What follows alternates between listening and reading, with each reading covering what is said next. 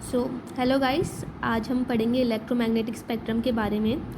Basically electromagnetic spectrum को हम EM या फिर ईएमएस भी बोलते हैं। अब जो इलेक्ट्रोमैग्नेटिक स्पेक्ट्रम आखिर होता क्या है? इलेक्ट्रोमैग्नेटिक स्पेक्ट्रम जो है वो सारे हमारे इलेक्ट्रोमैग्नेटिक रेडिएशंस की रेंजेस को कवर करता है।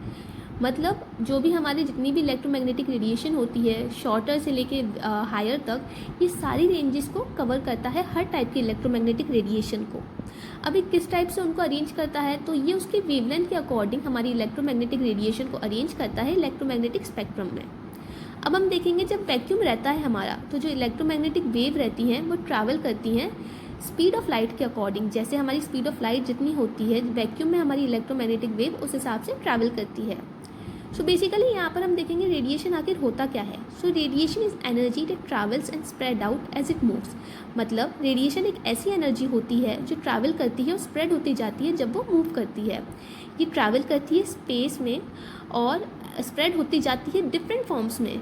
डिफरेंट फॉर्म्स जैसे कि एग्जांपल हम देखते हैं, जो एनर्जी आ रही है हमारी, सम टाइप्स ऑफ एनर्जी जो है, जैसे कि लाइट फ्रॉम लैम्प। जो हमारे लैम्प से लाइट निकलती है और जब वो हमारे लैम्प को हम ऑन करते हैं, जो लाइट स्प्रेड होती है जब वो मूव करती है, ये हमारा एक फॉर्म हो गया। और जो हमारा म्यूज़िक हम रेडियो से सुनते हैं, ये हमारी दूसरी टाइप ऑफ एनर्जी हो गई। अब ये रहता है हमारा electromagnetic radiations.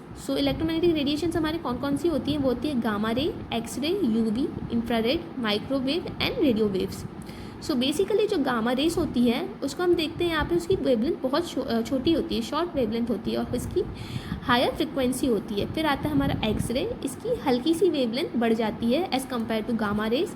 Then UV rays, इसकी फिर से हमारी वेवलेंथ बढ़ जाती है। फिर इंफ्रारेड, इंफ्रारेड की और वेवलेंथ बढ़ जाती है। देन माइक्रोवेव, उसकी वेवलेंथ और बढ़ जाती है। देन रेडियो वेव आखिर में उसकी हाईएस्ट लॉन्गेस्ट वेवलेंथ होती है।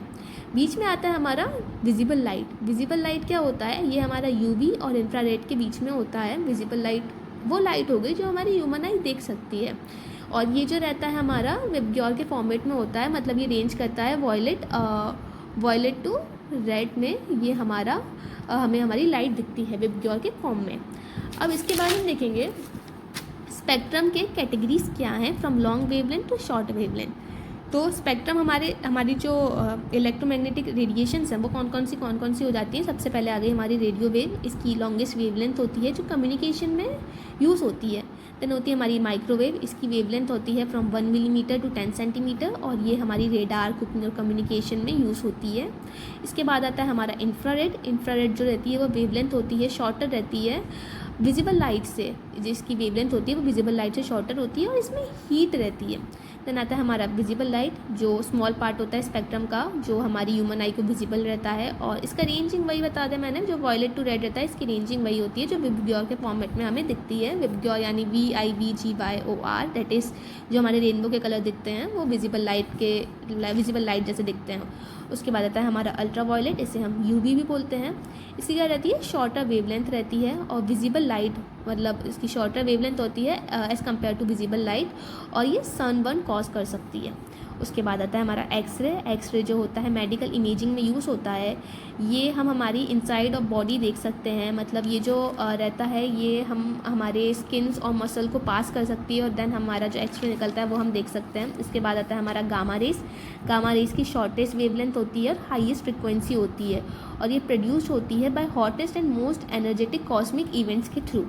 इसके बाद हम देखेंगे कैरेक्टरिस्टिक्स ऑफ इलेक्ट्रोमैग्नेटिक रेडिएशंस। अब इसके कैरेक्टरिस्टिक्स क्या क्या होते हैं? इलेक्ट्रोमैग्नेटिक रेडिएशन जो रहती है वो ट्रांसमिट करती है एनर्जी थ्रू स्पेस, बहुत सारे फॉर्म्स के थ्रू, लाइक वेव्स और पार्टिकल्स के थ्रू। अब इसमें क्या रहता है, अगर हमारी फ्रिक्वेंसी बढ़ेगी तो वेवलेंथ कम होगी एंड वाइस वर्सा, अगर फ्रिक्वेंसी कम होगी तो वेवलेंथ हमारी बढ़ेगी। इसके बाद एक और चीज़ होती है कि जो हमारा इलेक्ट्रोमैग्नेटिक स्पेक्ट्रम का हर पोर्शन है वो यूनिक एप्लीकेशन के लिए काम आता है। ये रेंज करता है हमारे communication technologies to medical technologies तक। ये हमारे कैरेक्टरिस्टिक्स हो जाते हैं हमारे इलेक्ट्रोमैग्नेटिक रेडिएशंस के।